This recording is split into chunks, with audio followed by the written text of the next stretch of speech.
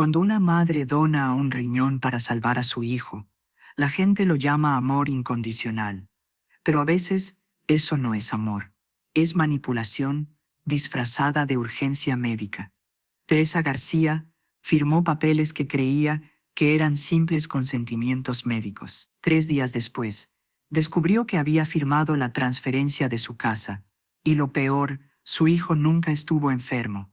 Vendió su riñón en el mercado negro. Lo más doloroso no fue perder un órgano.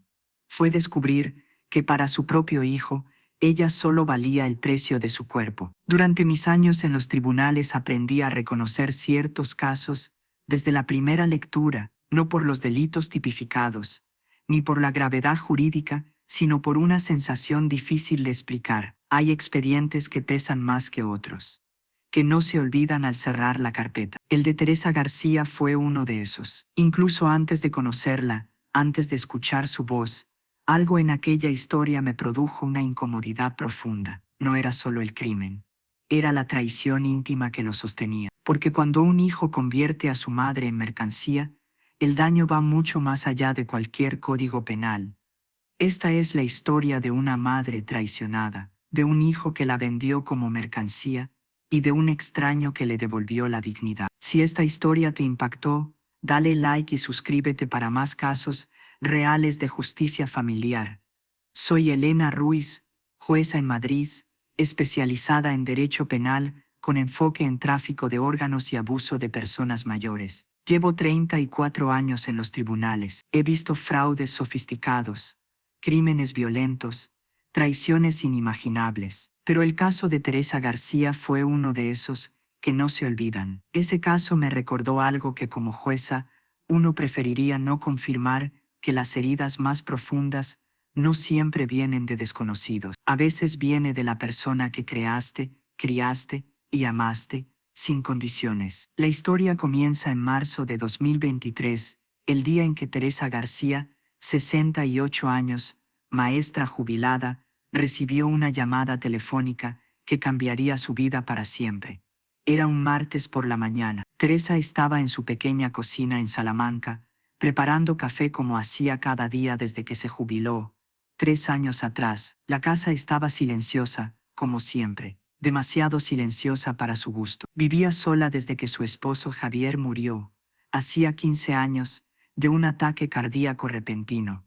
Desde entonces, los días de Teresa se parecían demasiado unos a otros. Se levantaba temprano, incluso sin necesidad, abría las persianas de la cocina, regaba las plantas del alféizar y escuchaba la radio en voz baja, más por sentir compañía que por interés en las noticias. Los lunes limpiaba, los miércoles hacía la compra en el mercado y los domingos ponía la mesa para dos, aunque siempre terminaba comiendo sola. Al principio, esa rutina le había dado estabilidad. Con el paso de los años, se había convertido en una forma silenciosa de esperar algo que no sabía si volvería. Marcos tenía 27 años entonces, recién casado, empezando su vida. Teresa lo había dejado ir, como las madres deben hacer, aunque su corazón se rompía un poco más cada día en esa casa vacía. La casa de la calle San Pablo era modesta, pero llena de recuerdos. En las paredes de la sala, fotografías de Marcos en cada etapa de su vida,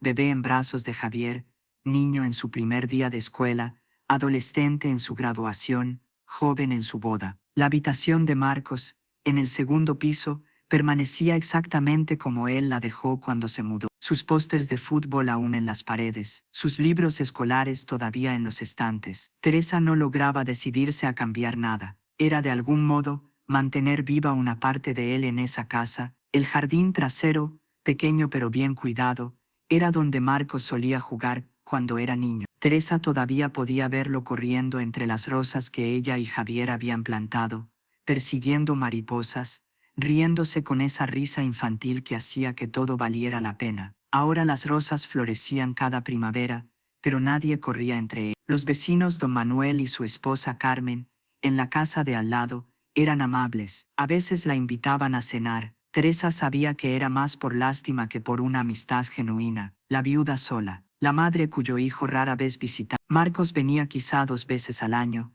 siempre con prisa, siempre con excusas sobre el trabajo, el tráfico, las obligaciones. Pero esa mañana, cuando el teléfono sonó y Teresa vio el nombre de Marcos en la pantalla, su corazón dio un salto. Su hijo la estaba llamando, tal vez para decir que vendría a visitarla, tal vez solo para charlar. Marcos, contestó con voz esperanzada. Y entonces, escuchó el llanto. Su hijo, su bebé, sollozando al otro lado de la línea. Mamá, estoy enfermo, muy enfermo, insuficiencia renal. Los médicos dicen que es etapa terminal. Necesito un trasplante urgente o moriré en meses. El mundo de Teresa se detuvo. El café se derramó sobre la encimera sin que lo notara. Todo lo que podía escuchar era la voz rota de su único hijo, diciéndole que estaba muriendo. ¿Cómo? ¿Desde cuándo? Hace meses que me siento mal. Al final fui al médico. Me hicieron pruebas. Es grave, mamá, muy grave. Estoy en lista de espera para un donante. Pero puede tardar años, y no tengo años. Teresa no dudó ni un segundo. Cada instinto maternal en su cuerpo se activó. Tomaré el primer tren a Madrid, hoy mismo. Ahora, mamá, no tienes que. Soy tu madre. Haré lo que sea. Si necesitas un riñón, tomarás el mío. Mamá, eso es demasiado pedir. No estás pidiendo, estoy ofreciendo. Eres mi hijo. Daría mi vida por ti si fuera necesario. Un riñón es un pequeño precio, y lo decía en serio, cada palabra, porque eso es lo que hacen las madres, se sacrifican. Dan, aman sin condiciones. Nada de eso importaba ahora, no la casa silenciosa, no los recuerdos, no su propia salud o comodidad. Su hijo estaba muriendo, y ella haría lo que fuera para salvarlo. Capítulo 1. La donación. Llegué a conocer a Teresa García 3 meses después de los hechos, cuando el caso llegó a mi sala, pero para comprender la magnitud de lo ocurrido, necesito contar cómo empezó todo. Teresa tomó el tren AVE de Salamanca a Madrid, aquella tarde de marzo. Empacó apresuradamente una bolsa pequeña con ropa para unos días, su cepillo de dientes, el rosario que su madre le había regalado cuando se casó. No sabía cuánto tiempo estaría en Madrid. No le importaba, lo único que importaba era llegar a su hijo. En el tren, sentada junto a la ventana, mientras el paisaje de Castilla pasaba velozmente, Teresa no podía dejar de temblar. No dejaba de preguntarse en qué momento había fallado como madre. Si había habido una señal que no vio, una llamada que no devolvió, una visita que postergó demasiado. Pensó en todas las veces que Marcos le dijo que estaba bien, que no se preocupara, que el trabajo lo tenía absorbido. Tal vez había querido creerle porque era más fácil que insistir. Tal vez había confundido respeto con distancia. Mientras el tren avanzaba, Teresa apretó las manos sobre su regazo y se dijo que no importaba, que nada de eso importaba ahora. Si había cometido errores, tendría tiempo de repararlos después. Primero debía salvar a su hijo. Todo lo demás podía esperar. No de frío sino de miedo. Su hijo estaba muriendo. Las palabras se repetían en su mente una y otra vez, como un mantra terrible. Su hijo, su único hijo, el bebé que había amamantado, el niño que había consolado durante pesadillas, el adolescente al que había guiado tras la muerte de Javier. Recordó el día en que nació Marcos. 23 horas de trabajo de parto, Javier sosteniendo su mano, sudando casi tanto como ella. Y luego ese primer llanto, ese sonido perfecto que significaba vida. El médico colocando aquel pequeño bulto en sus brazos, ojos oscuros mirándola, confiando en ella por completo. Te protegeré siempre, había susurrado Teresa, siempre. Y ahora, 42 años después, todavía estaba cumpliendo esa promesa. Recordó cuando Javier murió. Marcos tenía 27 años. Ya era un hombre, pero cuando recibió la noticia del ataque cardíaco, lloró como un niño en los brazos de Teresa. ¿Qué vamos a hacer sin él, mamá? Había sollozado. Y Teresa, con su propio corazón destrozado, había sido fuerte por su hijo. Seguiremos adelante, le dijo, juntos. Siempre juntos, pero en los años siguientes, Marcos se fue alejando. Al principio poco a poco, luego de forma más evidente, las visitas se volvieron menos frecuentes, las llamadas, más cortas. Teresa se repetía que era normal, que los hijos crecen, hacen sus vidas, pero dolía mucho. Ahora nada de eso importaba. Marcos la necesitaba, y Teresa estaría ahí, como siempre, como una madre siempre está. Sacó el rosario de su bolso, sus dedos recorrieron las cuentas familiares, pulidas por décadas de oraciones. Santa María, Madre de Dios, susurró, ruega por mi hijo, sálvalo, por favor, sálvalo. Una mujer mayor, sentada al otro lado del pasillo, la miró con compasión. ¿Va todo bien, señora? Teresa se limpió las lágrimas, sin darse cuenta de cuándo habían empezado a caer. Mi hijo está enfermo, muy enfermo.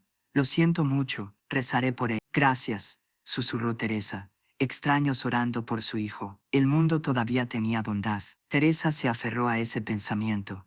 El tren llegó a la estación de Atocha 2 horas después. Teresa bajó con su pequeña bolsa, buscando ansiosa entre la multitud, y entonces lo vio. Marcos apenas lo reconoció al principio. Había perdido mucho peso, las mejillas hundidas, los ojos con ojeras profundas, demasiado grandes para su rostro. Se movía despacio, como si cada paso exigiera un esfuerzo consciente. Vestía unos jeans sueltos que colgaban de su cuerpo delgado, y una chaqueta que parecía tragarlo. Mamá, dijo cuando la alcanzó. Su voz era débil, apenas audible entre el ruido de la estación. Teresa dejó caer su bolsa y lo abrazó. Podía sentir sus costillas a través de la ropa. Su bebé, su niño, tan enfermo, tan frágil. Oh, Marcos, susurró, con las lágrimas corriendo por su rostro. Mi pobre niño, gracias por venir, mamá. Sé que es mucho pedir. No es nada, nada. Eres mi hijo.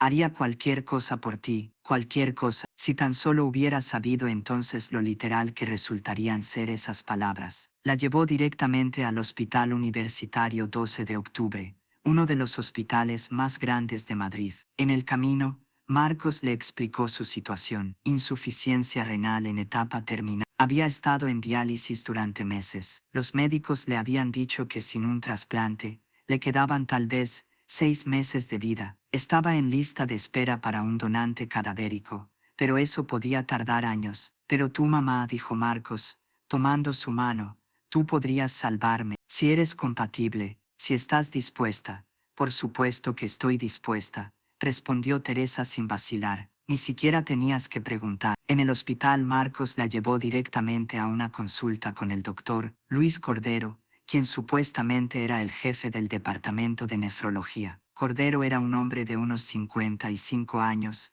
con el cabello gris perfectamente peinado y una bata médica impecable. Hablaba con autoridad, usando términos técnicos que Teresa no entendía del todo. Señora García, dijo Cordero después de revisar algunos papeles, he visto los análisis preliminares de su hijo. Su caso es grave, muy grave. Sin un trasplante en las próximas semanas, me temo que el pronóstico no es bueno. ¿Y yo puedo donarle un riñón?, preguntó Teresa, ansiosa. Primero debemos hacer pruebas de compatibilidad, pero su hijo me ha indicado que comparten grupo sanguíneo, lo cual es alentador. Si las pruebas salen bien, podríamos programar la cirugía dentro de una semana. Hagamos las pruebas entonces. Hoy. Ahora. Cordero sonrió. Era una sonrisa que más tarde, cuando supe la verdad, reconocí como la sonrisa de un depredador. Me gusta su determinación, señora García. Es justo la actitud que necesitamos. Voy a preparar los consentimientos médicos. Hay bastante papeleo, me temo, pero es necesario para protegerla legalmente. Durante las horas siguientes, Teresa firmó documento tras documento. Cordero los colocaba frente a ella, señalando dónde debía firmar, explicando cada uno con rapidez. Este es el consentimiento para las pruebas de sangre. Este, para el análisis de tejidos. Aquí, el consentimiento quirúrgico. Este otro, es para el uso de anestesia. Y este, para posibles complicaciones.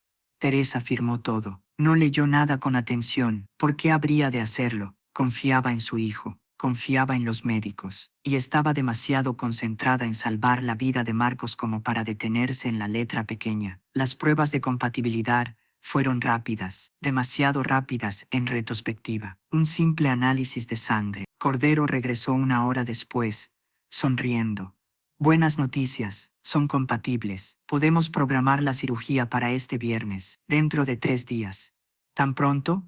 En casos urgentes como el de su hijo, no podemos permitirnos esperar. Cada día cuenta. Teresa se quedó en un pequeño hotel cerca del hospital durante esos 3 días.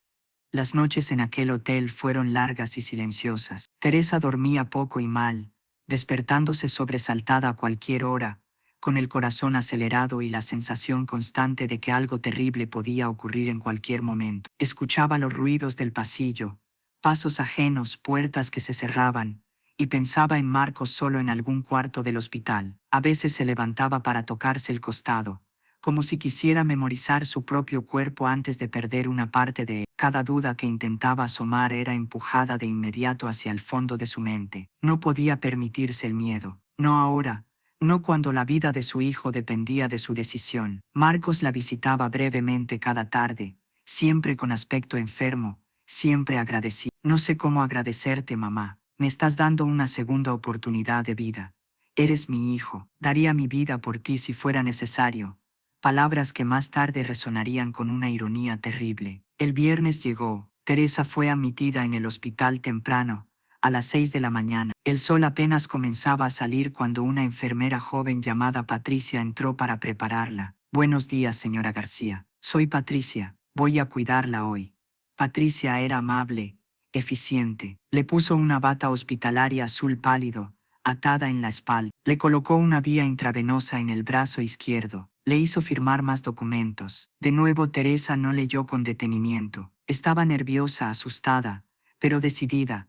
¿Es su primera cirugía?, preguntó Patricia mientras comprobaba los signos vitales. Sí, bueno, tuve una cesárea hace 42 años cuando nació mi hijo, pero supongo que no cuenta igual. ¿El hijo para quien está donando? Sí, Marcos, está muy enfermo. Patricia sonrió con calidez. Lo que está haciendo es muy valiente, muy amoroso. Su hijo es afortunado de tenerla. Si tan solo hubiera sabido. ¿Dónde está Marcos?, preguntó Teresa mirando alrededor de la sala de preoperatorio. Quiero verlo antes de que entremos. Lo están preparando en otra sala quirúrgica. En los trasplantes de donante vivo, preparamos al donante y al receptor al mismo tiempo. Así se reduce el tiempo que el riñón permanece fuera del cuerpo y mejoran las tasas de éxito. Eso tenía sentido médico. Aún así Teresa quería ver a su hijo, abrazarlo una vez más antes de la cirugía, decirle que lo amaba, que todo saldría bien. ¿Puedo verlo aunque sea un momento? Patricia vaciló. Normalmente permitimos visitas preoperatorias, explicó Patricia, pero el doctor Cordero dejó instrucciones específicas de que usted y el receptor permanecieran separados hasta después de la cirugía. Algo relacionado con reducir el estrés emocional, que podría afectar la presión arterial. Sonaba extraño, sí, pero Teresa no era médica. Tal vez era un protocolo habitual. Una hora después, el anestesiólogo entró en la habitación. Era un hombre mayor, con gafas y una voz calmada, casi tranquilizadora. Señora García, soy el doctor Álvarez. Voy a administrarle la anestesia para su cirugía. ¿Tiene alguna pregunta? ¿Dolerá? No sentirá nada durante la operación. Después habrá dolor, claro, pero le daremos medicación fuerte para controlarlo. Será como quedarse dormida y despertar cuando todo haya terminado. ¿Y mi hijo, Marcos, estará bien? El doctor Álvarez miró el expediente.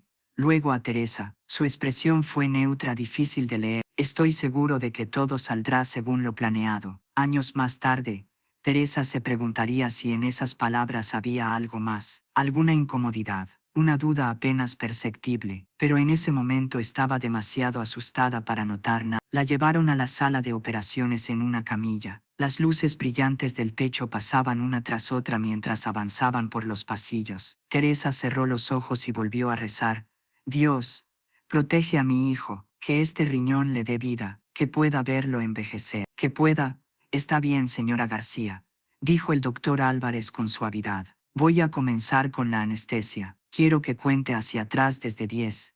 10, 9, 8, y luego nada, oscuridad total.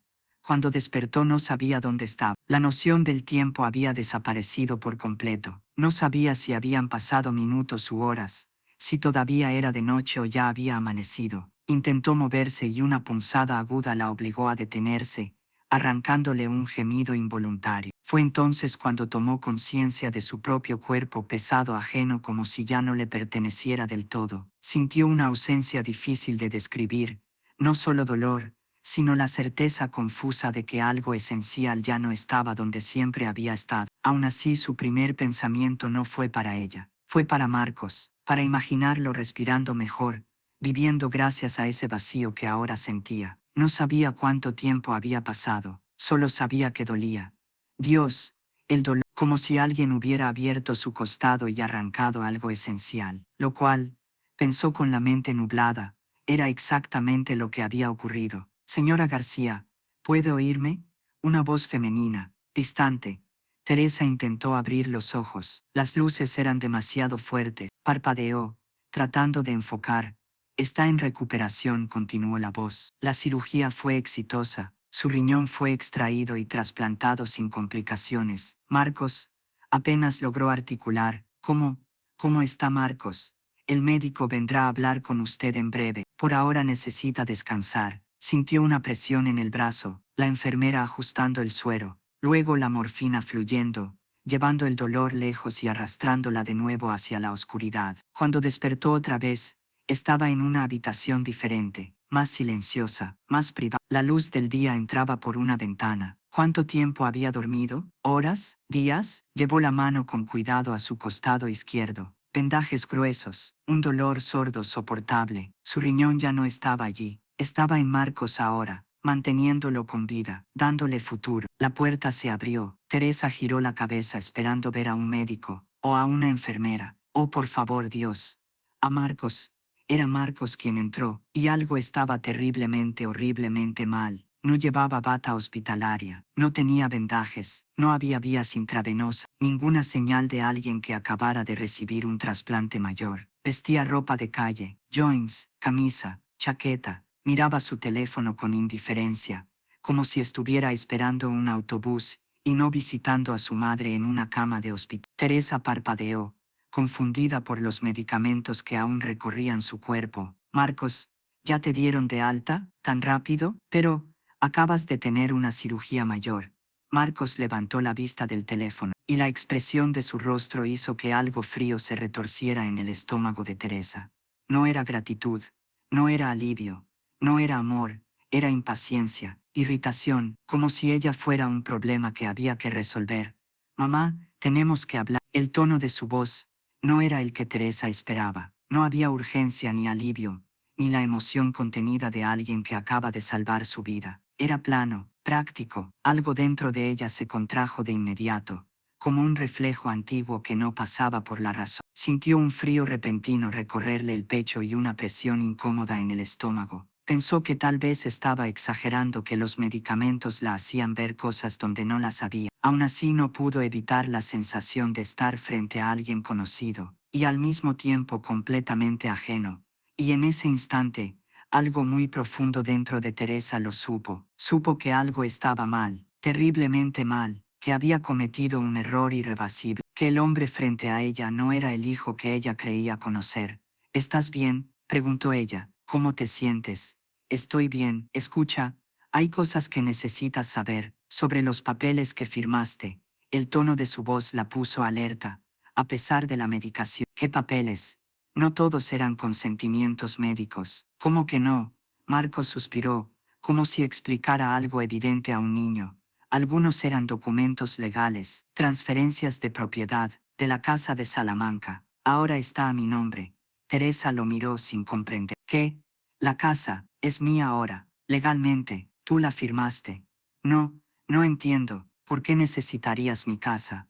Porque la necesito, mamá. Tengo deudas, muchas, y esa casa vale dinero. Voy a venderla. Pero es mi casa, es donde vivo. Ya, de hecho, mi abogado vendrá en unos días con los papeles de desalojo. Tienes 48 horas para sacar tus cosas. El mundo de Teresa comenzó a desmoronarse. Esto no podía ser real. Tenía que ser una pesadilla, una alucinación provocada por la anestesia. Marcos, me estás echando de mi propia casa, después de que te di mi riñón. Sobre eso, dijo él, con una expresión difícil de descifrar. Hay algo más que debes saber. Antes de que pudiera continuar, la puerta se abrió de golpe. Una mujer de unos 50 años con bata quirúrgica entró con el rostro encendido de furia. Detrás de ella 2 agentes de policía uniformados. Señor García, dijo la mujer con voz helada, no debería estar aquí. De hecho, no debería estar en este hospital en absoluto. Marcos se puso de pie de inmediato. Doctora Piedra, yo solo. Silencio. La doctora se volvió hacia Teresa. Señora García, soy la doctora Rebeca Piedra, jefa del Departamento de Cirugía de Trasplantes. Necesito explicarle algo muy importante. Su hijo Marcos nunca estuvo enfermo, nunca tuvo insuficiencia renal, nunca recibió un trasplante. Teresa la miró, incapaz de procesar aquellas palabras. ¿Qué? Su riñón fue extraído y trasplantado, sí, pero no a su hijo. Fue trasplantado a otro paciente, un hombre llamado Julián Lancy. El señor García vendió su órgano en el mercado negro. Esto es tráfico ilegal de órganos. El mundo se detuvo. Teresa miró a Marcos, su hijo, el bebé que había amamantado, el niño que había criado sola después de la muerte de su padre, el joven al que había sostenido en cada etapa de su vida. No, susurró. No, eso no puede ser verdad. Pero la expresión en el rostro de Marcos lo decía todo. Los policías avanzaron. Marcos García, dijo uno de ellos, queda usted detenido bajo sospecha de tráfico de órganos, fraude y abuso de persona mayor. Tiene derecho a permanecer en silencio. Marcos no opuso resistencia. Dejó que le colocaran las esposas. Antes de salir de la habitación, se giró hacia Teresa una última vez. Lo siento, mamá, pero tenía deudas. No tuve opción. Y se fue, dejándola sola en aquella cama de hospital, con un riñón menos, sin casa, sin hijo, sin nada. La doctora Piedra se sentó a su lado. Señora García, lamento profundamente lo que ha pasado. En cuanto descubrimos la situación, avisamos a la policía. El doctor Cordero, quien la atendió, también está siendo arrestado. Formaba parte de una red de tráfico de órganos. Llevábamos meses investigándolos, pero no teníamos pruebas suficientes hasta ahora. Mi hijo, Teresa apenas podía hablar. Mi hijo me vendió. Sí, según la investigación, vendió su riñón a un intermediario por 250.000 euros. Ese intermediario lo revendió a un paciente con muchos recursos que estaba desesperado por un trasplante. ¿Y mi casa? Los documentos de transferencia que firmó probablemente no sean válidos legalmente. Fueron obtenidos bajo engaño. Tendrá que trabajar con un abogado, pero existe una alta probabilidad de que pueda recuperarla. Teresa cerró los ojos. Las lágrimas corrían sin control. ¿Por qué? ¿Por qué haría algo así? No lo sé, respondió la doctora, pero sí sé algo más. Usted salvó una vida. El hombre que recibió su riñón estaba en fase terminal. Sin el trasplante habría muerto en pocas semanas. Nada justifica lo que le hicieron. Pero su sacrificio, aunque obtenido de la peor manera, dio vida a otra persona. No quería salvar a un extraño, susurró Teresa. Quería salvar a mi hijo. Lo sé, y siento profundamente que haya sido traicionada de esta forma. La doctora Piedra permaneció con ella durante horas esa noche. Le explicó el proceso de recuperación. Le dio el contacto de un abogado especializado en fraude. Le ofreció apoyo psicológico. Pero nada de eso podía llenar el vacío que se había abierto en el pecho de Teresa. El espacio donde antes estaba su hijo. 3 días después, aún hospitalizada y recuperándose de la cirugía, Teresa recibió otra visita inesperada. Un hombre mayor de unos 65 años entró en la habitación con un ramo de flores. Estaba en una silla de ruedas, empujado por una enfermera. Bajo la bata de hospital se notaba una herida quirúrgica reciente. Señora García, dijo con voz suave, mi nombre es Julián Lancina. Soy el hombre que recibió su riñón, y necesito hablar con usted. Teresa miró al hombre en la silla de ruedas con una mezcla de emociones que no lograba ordenar. Ira, confusión, dolor, y algo más pequeño, casi incómodo de admitir, curiosidad. Usted dijo al fin, con la voz tensa, tiene mi riñón. Sí, respondió Julián Lancina, y vine a agradecérselo, aunque sé que probablemente soy la última persona que desea ver ahora mismo. No tenía idea. Lo interrumpió Teresa. No sabía que estaba ayudándolo a usted. Pensé que estaba salvando a mi hijo. Lo sé. La doctora Piedra me lo contó todo, y cuando supe cómo obtuvieron el órgano, cómo la engañaron, llamé a la policía yo mismo. Teresa lo observó con atención. Incluso debilitado por la cirugía, Julián Lancina conservaba un aire distinguido, cabello plateado, cuidadosamente peinado, aunque sin afeitar desde hacía días, ojos oscuros, inteligentes que ahora mostraban un remordimiento genuino. ¿Usted sabía?, preguntó Teresa. ¿Sabía que era tráfico ilegal? No al principio. Me contactó un intermediario hace 2 meses, un hombre llamado Raúl Domínguez. Me dijo que tenía acceso a un riñón compatible. Yo llevaba 5 años en lista de espera. Mi estado empeoraba. Los médicos me daban pocos meses. Estaba desesperado. Se detuvo. La voz se le quebró apenas.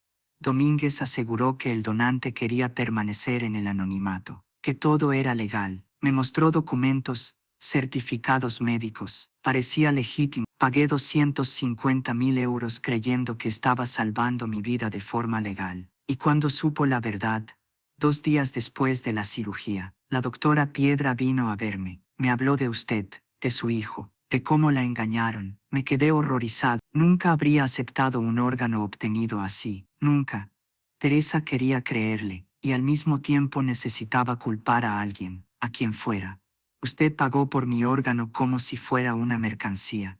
Sí, y es una culpa que cargaré el resto de mi vida. Su riñón me mantiene con vida, señora García. Cada latido de mi corazón es posible gracias a usted, y saber cómo lo obtuve me enferma. Se inclinó un poco hacia adelante, con esfuerzo.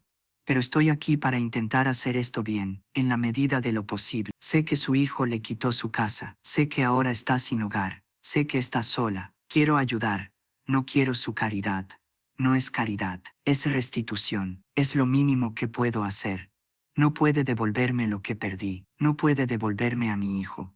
Juliana sintió, con tristeza, no, eso no puedo, pero puedo ofrecerle un lugar donde quedarse mientras se recupera. Puedo ayudarla con los gastos legales, para recuperar su casa. Puedo intentar que esto sea un poco menos terrible. Teresa lo miró durante un largo momento.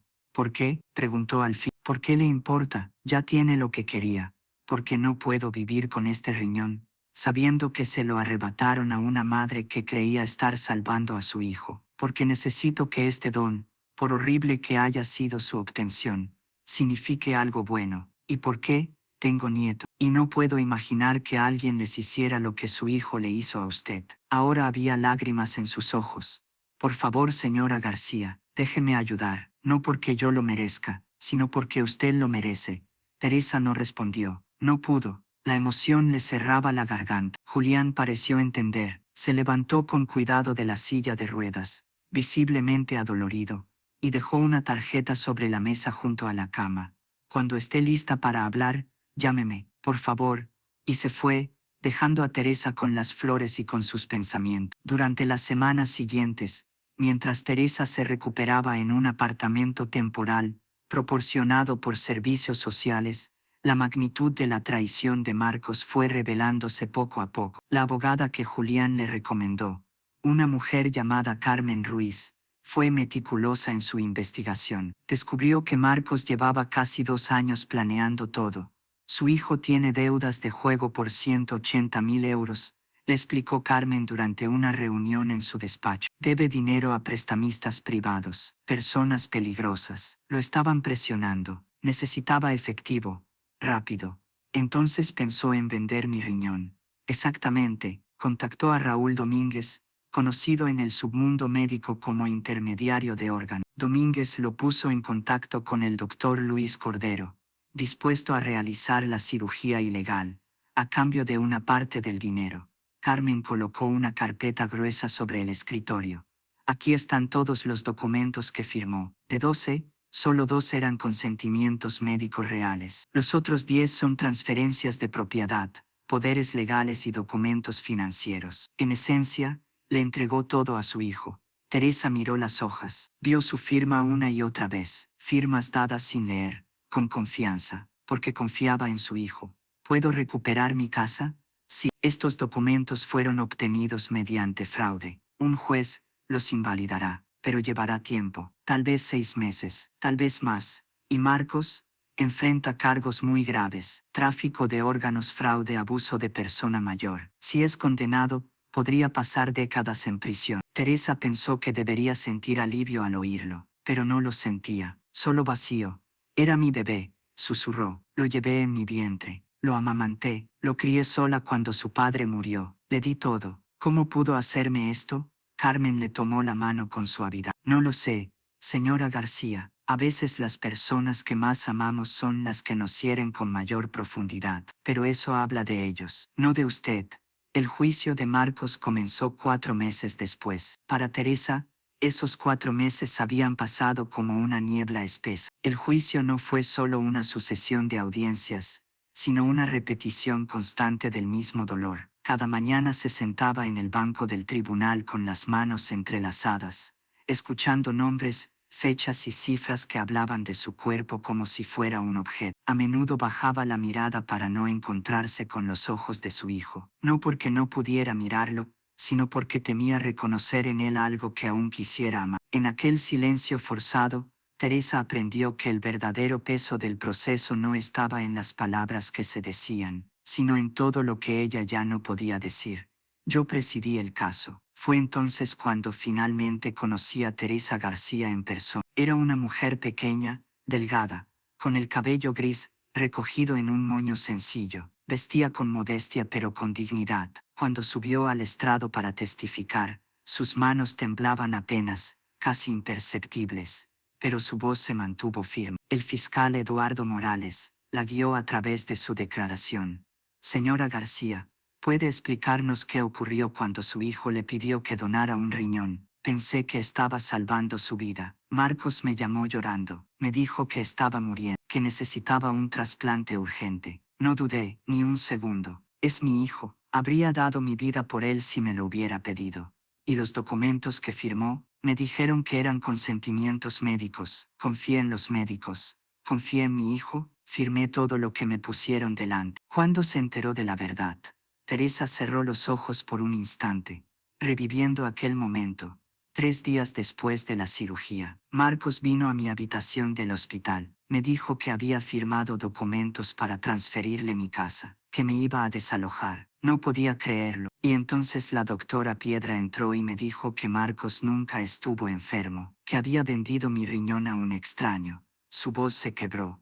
En ese momento sentí como si me hubiera muerto, porque el hijo que crié, el hijo que amé, ese hijo ya no existía. Había sido reemplazado por un extraño que me veía como algo que podía usar y luego desechar. Varios miembros del jurado se limpiaron los ojos. El abogado defensor de Marcos, Santiago Vega, intentó su estrategia. Señora García, ¿no es cierto que su hijo estaba bajo una presión financiera extrema?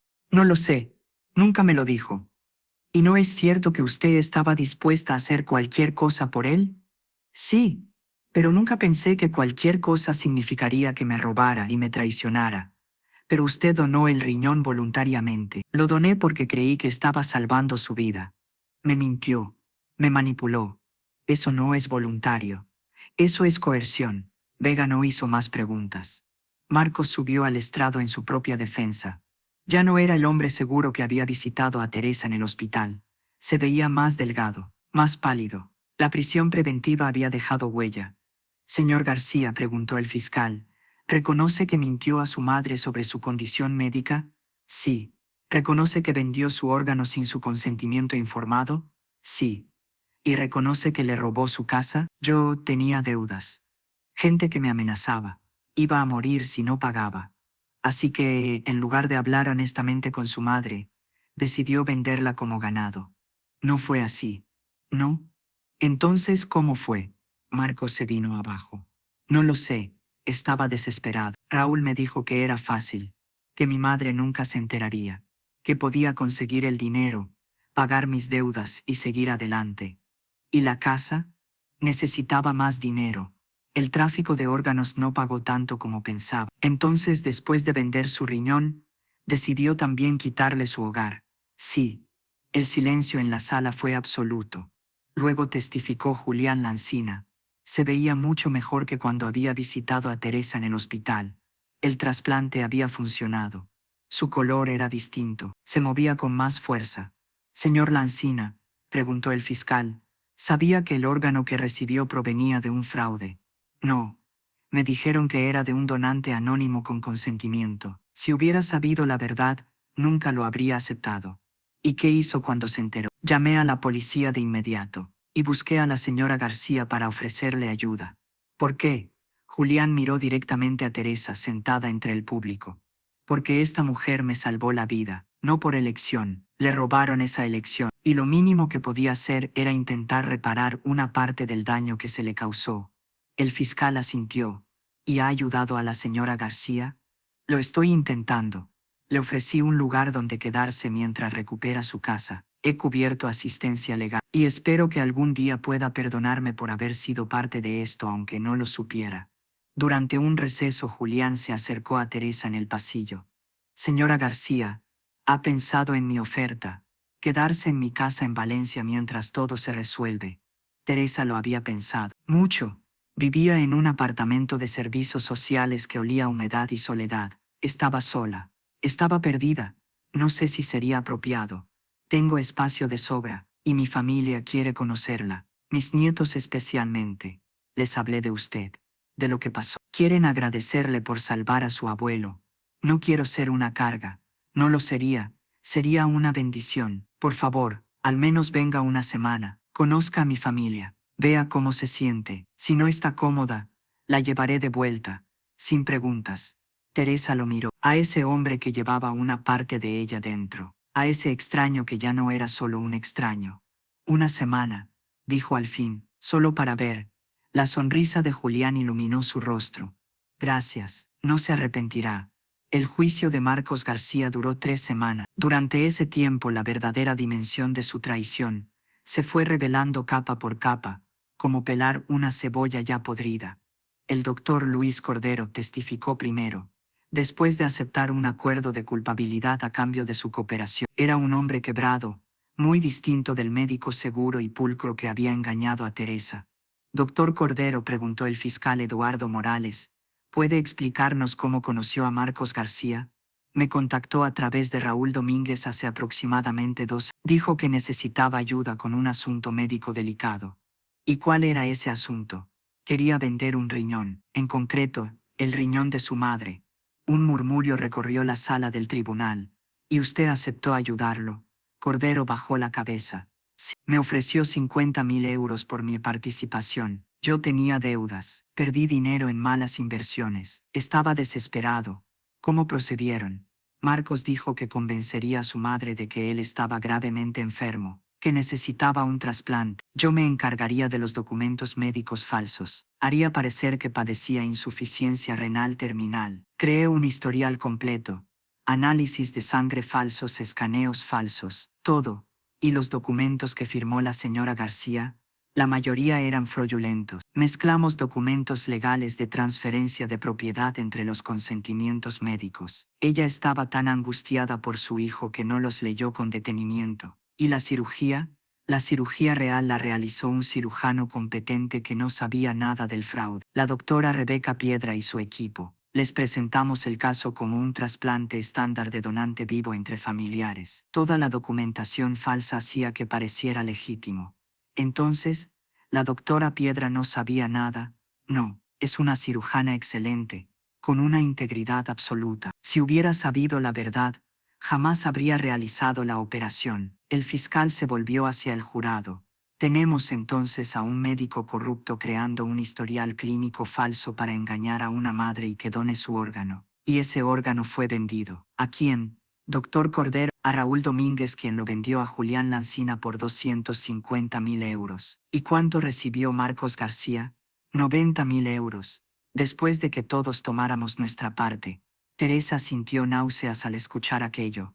Su riñón, su cuerpo discutidos como una mercancía, con precios, con porcentajes, con intermediarios cobrando comisión. Luego testificó Raúl Domínguez, el intermediario. Era un hombre común, de unos 40 años, el tipo de persona que podría pasar desapercibida en cualquier multitud. Supuse que eso era una ventaja en su oficio.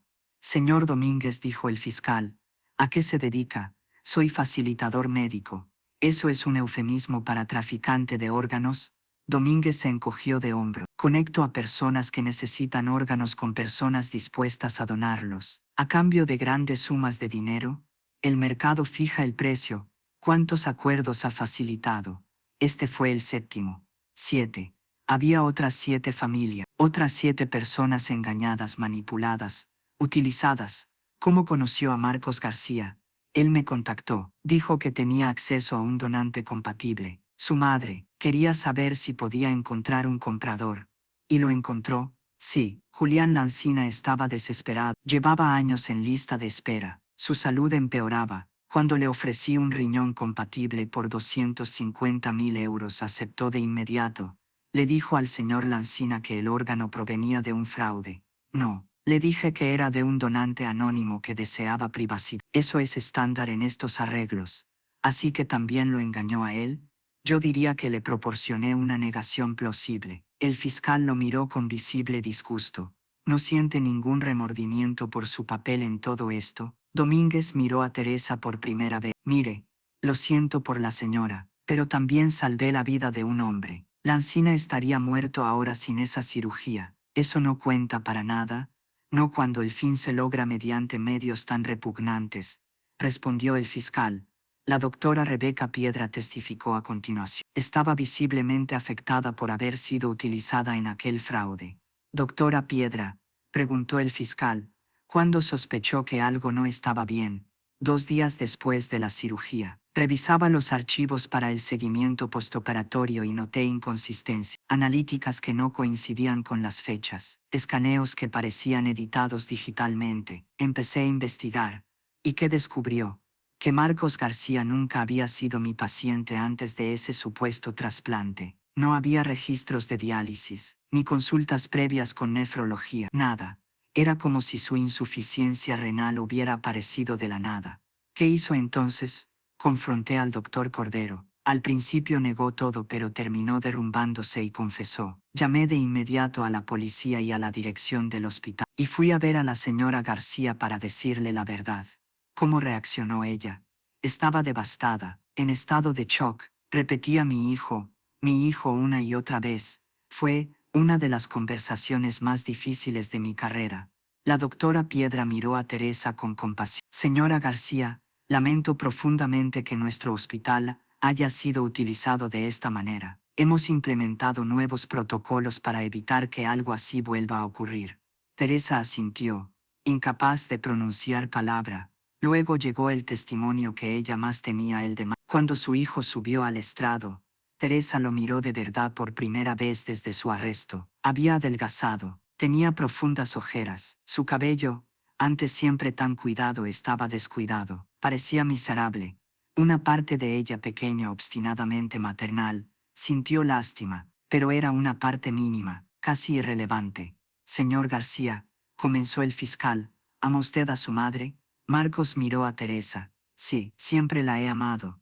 ¿Y así es como demuestra ese amor? Mintiendo, robando, vendiendo su cuerpo. No fue así. Yo estaba desesperado. Explíquenos esa desesperación. Marcos respiró hondo. Empecé a jugar hace 5 años, dijo Marcos. Al principio era solo diversión, apuestas deportivas, póker con amigos, pero se convirtió en otra cosa. No podía parar y empecé a perder, mucho. ¿Cuánto? Preguntó el fiscal. Al final debía 180.000 euros a varias personas. Algunos eran prestamistas legales, otros, no tanto. ¿Y esas personas lo amenazaron? Sí. Me dijeron que si no pagaba me harían daño, o algo peor. ¿Y entonces pensó en vender el riñón de su madre? No al principio. Primero intenté pedirle dinero prestado, pero ella no tenía tanto efectivo. Solo tenía la casa, y yo no podía pedirle que vendiera su casa. El fiscal arqueó una ceja. Pero sí podía robarle un riñón. Fue Raúl Domínguez quien me dio la idea. Dijo que era fácil, que mi madre nunca se enteraría, que podría conseguir el dinero sin que ella tuviera que saberlo. Y lo creyó. Quería creerlo, necesitaba creerlo. ¿Y la casa? ¿Cómo justifica robarle su hogar? Marcos bajó la cabeza. Después de pagar a todos los involucrados en el tráfico de órganos, solo me quedaron 90.000 euros. No era suficiente para cubrir todas mis deudas. Todavía debía otros 90.000, así que pensé que si conseguía la casa también, podría venderla y quedar libre de deudas. Sí, a costa de dejar a su madre de 68 años, sin hogar y con un órgano menos. Marcos no respondió. Señor García, continuó el fiscal, ¿alguna vez consideró decirle la verdad a su madre? Pedirle ayuda honestamente. Tenía demasiada vergüenza, pero no la tuvo para robarle. En ese momento no lo pensé así. Solo pensaba en sobrevivir, en escapar de las amenazas. ¿Y ahora? ¿Cómo lo ve ahora? Marcos levantó la vista y miró directamente a Teresa. Tenía los ojos llenos de lágrimas.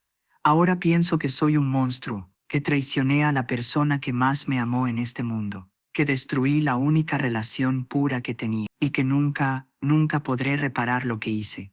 Teresa sintió que los ojos se le humedecían, no porque lo perdonara, sino porque por primera vez veía un atisbo del hijo que creía haber criado, el que aún era capaz de sentir culpa, remordimiento, dolor. Pero era demasiado poco y demasiado tarde. El abogado defensor Santiago Vega presentó su último argumento. Señora jueza Ruiz, mi cliente cometió errores graves, muy graves, pero actuó bajo una coacción extrema. Personas peligrosas amenazaban su vida. Estaba aterrorizado y en ese estado tomó decisiones horribles. ¿Está sugiriendo que el miedo justifica vender a su propia madre?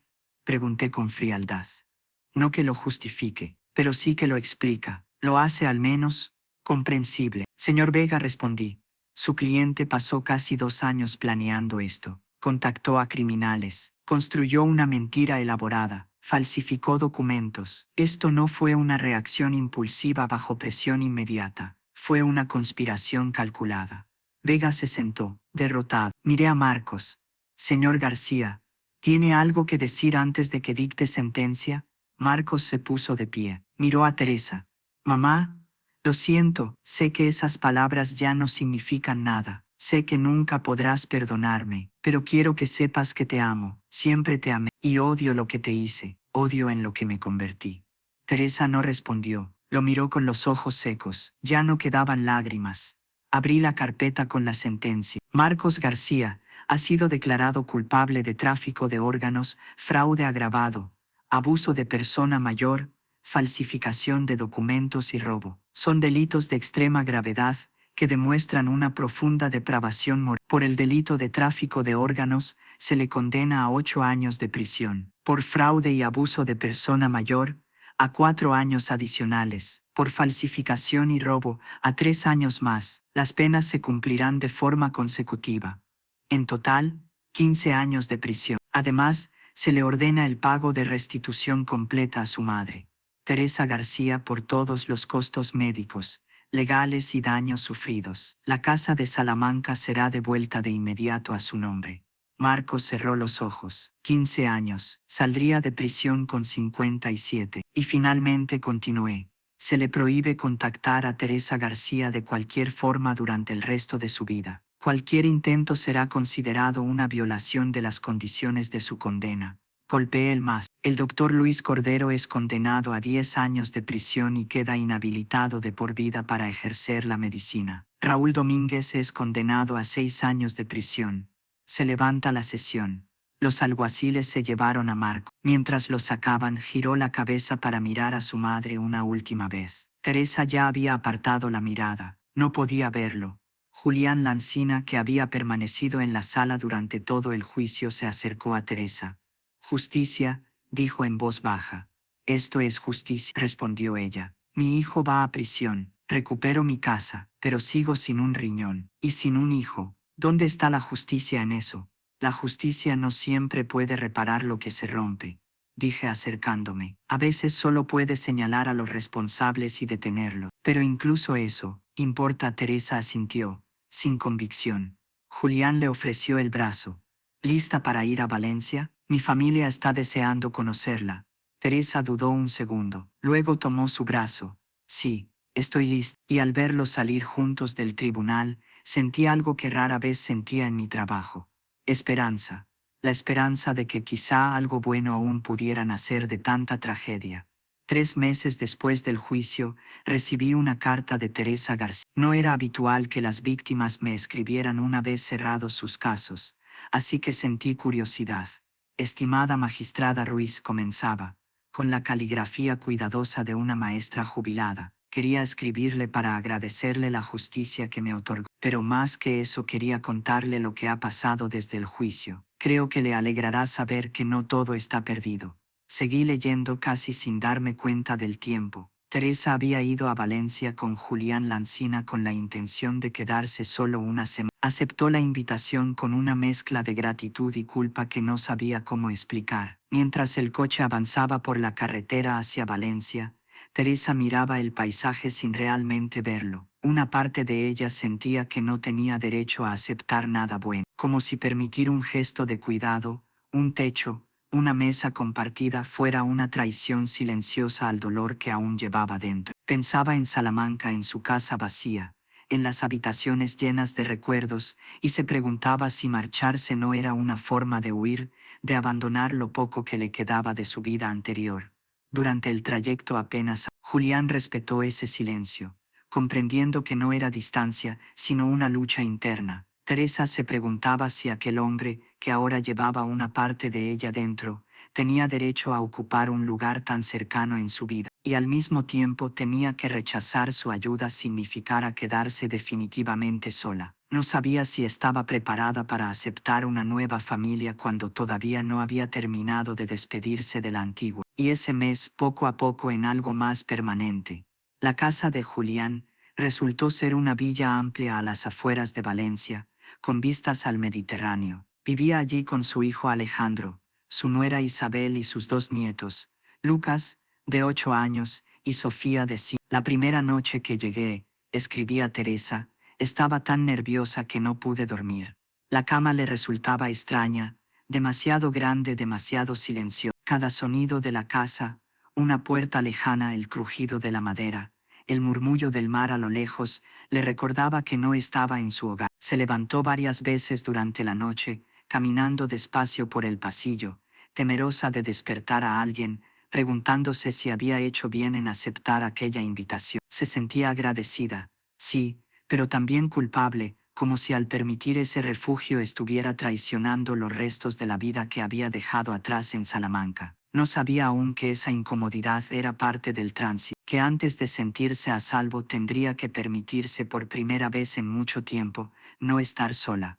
Pensaba en Marcos, en todo lo que había perdido. Me sentía una intrusa en la casa de completos desconocidos. Pero a la mañana siguiente, al bajar a desayunar, encontró a Sofía esperándola en la cocina con un dibujo. Era un retrato hecho con crayones, torcido y colorido, con un título escrito en letras desiguales.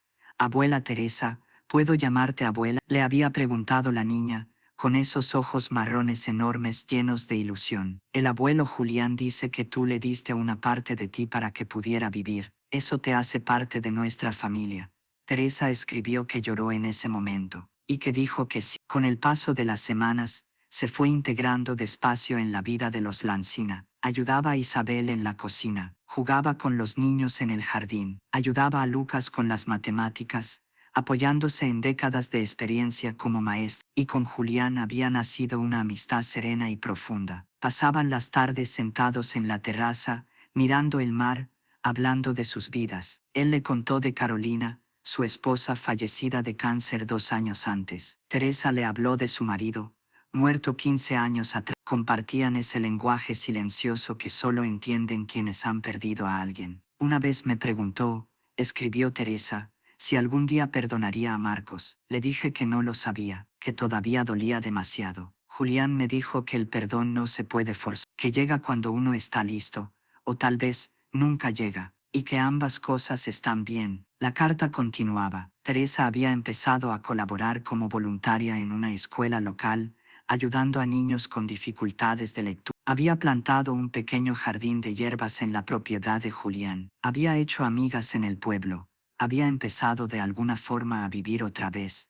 «No voy a decir que estoy completamente bien», escribía. «Todavía tengo pesadilla. Todavía pienso en Marcos y me pregunto en qué momento todo se torció. Todavía me duele el costado donde me quitaron el riñón. Pero ahora también tengo momentos de alegría. Momentos en los que me río con Sofía, en los que ayudo a Lucas a resolver un problema difícil, en los que comparto una copa de vino con Julián mientras vemos el atardecer, y empiezo a pensar que tal vez no se trataba de lo que me hicieron, no del fraude ni de la traición, sino de lo que vino después, de encontrar una nueva familia cuando la anterior se rompió, de descubrir que aún existe bondad en el mundo». La carta terminaba con una postdata: Recuperé mi casa en Salamanca como usted ordenó, pero no voy a volver a vivir allí. Está llena de recuerdos demasiado dolorosos. Voy a venderla y donaré el dinero a una organización que ayuda a víctimas de tráfico de órganos. Tal vez algo bueno pueda salir de todo esto después de todo. Guardé la carta en mi archivador personal. No todos los casos tenían finales felices. Este al menos terminó de una forma que permitió seguir adelante. Un año después del juicio, recibí una invitación a una fiesta de cumpleaños. El cumpleaños número 69 de Teresa García. Se celebraría en la Laza de los Lancina, en Valencia. Normalmente evito asistir a eventos sociales relacionados con mis casos, pero Teresa me había marcado de una forma especial. Así que acepté. La villa era aún más hermosa de lo que imaginaba. Jardines cuidados, una piscina con vista al mar, una terraza amplia preparada para la celebración. Había globos, un pastel enorme y unas 30 personas, familia, amigos, vecinos. Y en el centro de todo, radiante con un vestido azul claro, estaba Teresa. No se parecía en nada a la mujer rota que había conocido en mi tribunal. Había ganado algo de peso, lo justo. Su cabello estaba bien arreglado, pero lo que más llamaba la atención era su sonrisa, real. «Viva, magistrada Ruiz», exclamó al verme. «No puedo creer que haya venido. No me lo habría perdido», respondí abrazándola. «¿Cómo está?» «Estoy bien, de verdad», me presentó a todos. Julián, fuerte y saludable, con el riñón trasplantado funcionando perfectamente. Alejandro e Isabel, cálidos, acogedores, claramente enamorados de Teresa. Y Lucas y Sofía, corriendo sin parar, llenos de energía. «Abuela Teresa, ven a ver mi dibujo», gritó Sofía, tirándole de la mano. «Ahora voy, cariño», respondió Teresa. «Estoy hablando con la jueza», pero Sofía insistió, y Teresa se disculpó para ir a admirar la nueva obra de arte. Julián se acercó a mí con 2 copas de vino. «Gracias por venir. Significa mucho para Teresa, y para mí». «¿Cómo está funcionando todo esto?», pregunté. «Teresa viviendo aquí, mejor de lo que jamás habría imaginado. Es como si siempre hubiera sido parte de la familia. Los niños la adoran. Mi hijo y mi nuera la ven como una segunda madre. Y yo…» Se detuvo un instante. «Ella me salvó la vida, literalmente. Cada día que paso con mis nietos, cada atardecer que veo, existe gracias a ella». «¿Cómo se agradece algo así?». «Parece que ya lo está haciendo», dije, «dándole un hogar, una familia. Es lo mínimo, y sinceramente, ella nos ha dado tanto como nosotros a ella». Antes de que Teresa llegara, esta casa estaba llena de tristeza. Seguíamos de luto por Carolina, pero Teresa trajo luz, risa, vida. Observé a Teresa jugando con los niños en el jardín, persiguiéndolos mientras Sofía gritaba de alegría. «¿Habla alguna vez de su hijo?», pregunté. Julián asintió, con gesto serio. «A veces, sobre todo de noche cuando no puede dormir, dice que todavía lo ama, que siempre será su hijo, pero que el hijo que ella amaba murió el día que descubrió la traición. El hombre que está en prisión es un extraño con su nombre. ¿Ha intentado contactarla?». Una vez, le escribió desde prisión. Teresa quemó la carta sin leerla. Dijo que no estaba preparada. Tal vez nunca lo esté. Entendía eso. Hay traiciones demasiado profundas para ser perdonadas. La fiesta se extendió hasta bien entrada la noche. Hubo comida deliciosa, música, baile. Lucas cantó una canción que había aprendido en la escuela. Sofía hizo un pequeño discurso dulce y torpe, explicando por qué amaba a la abuela Teresa. Hubo regalos, risas, abrazos, amor. Y cuando llegó el momento de cortar el pastel, Teresa pidió la palabra. «Hace un año», comenzó, con la voz apenas quebrada. «Estaba en el lugar más oscuro de mi vida. Había perdido todo, mi salud, mi casa, mi hijo. No veía ninguna razón para seguir adelante». Hizo una pausa y miró los rostros que la rodeaban. «Pero entonces conocí a esta familia y aprendí algo muy importante. La familia no es solo sangre. La familia es quien te elige, quien te ama sin condiciones, quien te da un lugar al que pertenecer cuando has perdido el tuyo». Se giró hacia Julián y los demás. «Julián, Alejandro, Isabel, Lucas, Sofía, ustedes me devolvieron algo que creí perdido para siempre. Me devolvieron una razón para vivir. Y aunque el camino hasta aquí fue terrible, lleno de traición y dolor, agradezco el destino que me trajo a ustedes. Levantó su copa. Este brindis no es solo por mi cumpleaños, es por las segundas oportunidades, por las familias que elegimos, por la bondad de los extraños que se convierten en seres queridos, y por entender que a veces las mayores bendiciones llegan disfrazadas de las peores tragedias. Todos brindamos, muchos con lágrimas en los ojos. Más tarde, cuando la música se apagó y la noche se volvió tranquila, Teresa y yo nos sentamos juntas en la terraza, mirando las luces lejanas de la ciudad. ¿Es feliz?, le pregunté. Teresa pensó durante largo rato. Feliz es una palabra extraña. No sé si alguna vez volveré a ser completamente feliz como antes. Siempre habrá una parte de mí que llore por el hijo que perdí, pero estoy bien, estoy en paz, y tengo propósito. Trabajo con una organización contra el tráfico de órganos. Cuento mi historia, ayudo a educar, trato de evitar que otras madres pasen por lo que yo pasé. Eso es admirable. Es necesario. Hay muchos Marcos ahí fuera, muchas personas desesperadas dispuestas a explotar a quienes más los aman, y muchos Corderos y Domínguez dispuestos a ayudarlos. Alguien tiene que enfrentarse a eso. La miré con un respeto nuevo. Teresa, usted es una mujer extraordinaria. No, respondió con suavidad. Soy solo una mujer que sobrevivió y que decidió que su supervivencia tenía que significar algo. Nos quedamos en silencio, escuchando el rumor lejano del mar. ¿Puedo hacerle una pregunta personal?, dije al final. Claro. ¿Alguna vez se arrepiente de haber donado el riñón? ¿Desearía poder volver atrás y decir que no? Teresa reflexionó. A veces, cuando me duele el costado, cuando recuerdo cómo me engañaron. Pero luego miro a Julián, lo veo jugar con sus nietos, lo veo vivir una vida que no habría tenido sin ese riñón, y entiendo que aunque fue obtenido mediante traición, ese órgano salvó una vida, y esa vida de alguna forma salvó la mía. Así que no me arrepiento del riñón, me arrepiento de la traición, del dolor, pero del acto de dar vida a otro ser humano. En ese momento Julián salió a la terraza. Teresa, los niños quieren que les leas un cuento antes de dormir. Dicen que nadie lee como tú. Teresa sonrió. Voy enseguida. Luego se volvió hacia mí. ¿Se quedará? Tenemos habitaciones de sobra. No, debo volver a Madrid. Pero gracias. Nos abrazamos, y mientras me alejaba de la Villa Lancina aquella noche, pensé en el viaje extraño y doloroso de Teresa García. Había sido traicionada por su hijo. Le habían robado un órgano. Le habían quitado su hogar, y aún así de algún modo, había encontrado una nueva familia, un nuevo propósito, una nueva vida. Quizá eso y no otra cosa, fue lo más parecido a justicia que este caso pudo ofrecer. No solo castigar a los culpables, aunque eso importaba, sino restaurar a la víctima, darle la oportunidad de reconstruirse, de volver a encontrar alegría. 2 años después del juicio, recibí una última comunicación relacionada con el caso de Teresa García. Era una invitación. La familia Lancina me invitaba a una ceremonia especial. Julián había decidido adoptar simbólicamente a Teresa como miembro de su familia. No legalmente, pues ambos eran adultos, sino de manera formal y pública, reconociendo el vínculo que los unía. Asistí a la ceremonia celebrada en la misma villa de Valencia. Fue un evento íntimo. Solo familia cercana y amigos. Un notario presidió el acto y leyó un documento preparado por Julián. Hoy reconocemos lo que ya sabemos en nuestros corazones, leyó.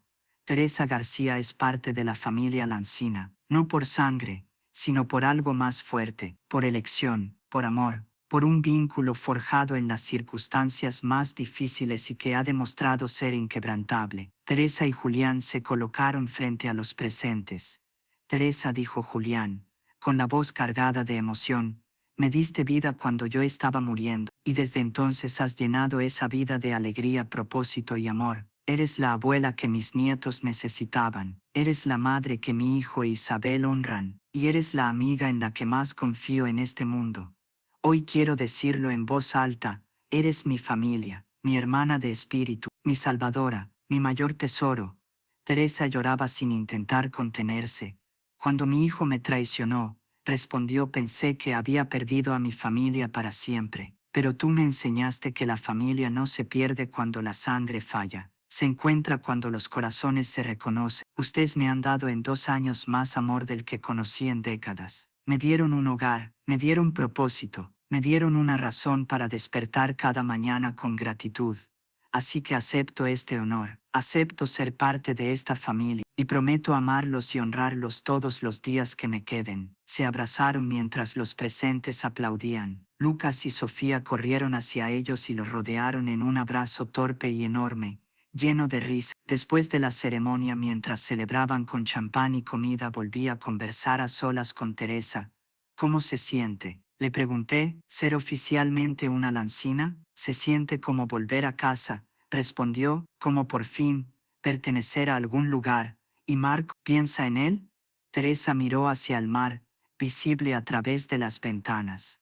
Todos los días, pero el dolor ha cambiado. Ya no es una herida abierta que sangra sin parar. Ahora es una cicatriz. Sigue ahí, a veces duele, pero ya no define quién soy. ¿Cree que algún día podrá perdonarlo? Tal vez, algún día, cuando esté lista, o tal vez, nunca. Y ha aprendido que eso también está bien. El perdón no es obligatorio para sanar. Se puede sanar sin perdonar. Se puede seguir adelante sin olvidar. Señaló con la mirada a Julián, que jugaba con sus nietos en el jardín. Lo que importa es esto, este momento, esta familia, esta vida que construí a partir de las cenizas de la anterior. Eso es en lo que elijo concentrarme ahora. Me llamo Elena Ruiz. Tengo 64 años y llevo 36 ejerciendo como magistrada en Madrid. Durante décadas creí que mi trabajo consistía en mantener la distancia, escuchar, analizar, decidir, no involucrarme más allá de lo estrictamente necesario. Pero el caso de Teresa me obligó a aceptar algo que rara vez se dice en voz alta en los tribunales, que algunas historias te atraviesan aunque no quieras, que no todos los expedientes se quedan en el juzgado. Algunos te acompañan a casa, se sientan contigo en silencio y te hacen replantear qué significa realmente impartir justicia. Con Teresa entendí que aplicar la ley no siempre es suficiente y que a veces lo más humano que puede hacer un sistema es no impedir que una persona vuelva a empezar. He visto miles de casos. He dictado incontables sentencias. He sido testigo de lo mejor y de lo peor de la naturaleza humana. Aún así, el caso de Teresa García fue distinto. No se quedó en el juzgado, sino que me acompañó mucho después de cerrarse el expediente. Con el tiempo entendí que la justicia no siempre se limita a castigar a quien hizo daño, sino a intentar que quien lo sufrió pueda volver a sostener su vida, de dar a las víctimas la oportunidad de reconstruirse. Y me enseñó algo más, que a veces las mayores traiciones conducen, de formas extrañas, a los mayores regalos. Teresa perdió a un hijo, pero ganó una familia. Perdió un riñón, pero salvó una vida, que a su vez salvó la suya. Con los años he visto que la tragedia y la redención no siempre están separadas. A veces avanzan juntas, aunque una duela más que la otra. A veces caminan juntas. Marcos García cumplió su condena de 15 años. Fue liberado hace 6 meses. Intentó contactar a Teresa una vez, a través de un intermediario. Ella rechazó verlo. Tal vez algún día cambie de opinión. O tal vez no. Esa decisión le pertenece. Y después de todo lo que vivió, se ganó el derecho de decidir quién tiene un lugar en su vida. La última vez que visité la Villa Lancina, hace 3 meses, Teresa estaba en el jardín enseñándole a Sofía, ya de 8 años, cómo plantar tomates. Lucas, ahora de 11, hacía la tarea dentro con la ayuda de Julián. Isabel preparaba la cena. Alejandro acababa de llegar del trabajo. Era una escena de normalidad, de familia, de amor. Y mientras observaba a Teresa reír con su nieta adoptiva, pensé en el camino que había recorrido, de víctima a sobreviviente, de rota a reconstruida, de sola a profundamente amada. Sé bien que la mayoría de los casos no terminan bien, pero este, al menos, tuvo uno esperanzador. Y a veces, en este trabajo, y después de tantos años en los tribunales, he aprendido que en algunos casos, la esperanza ya es bastante.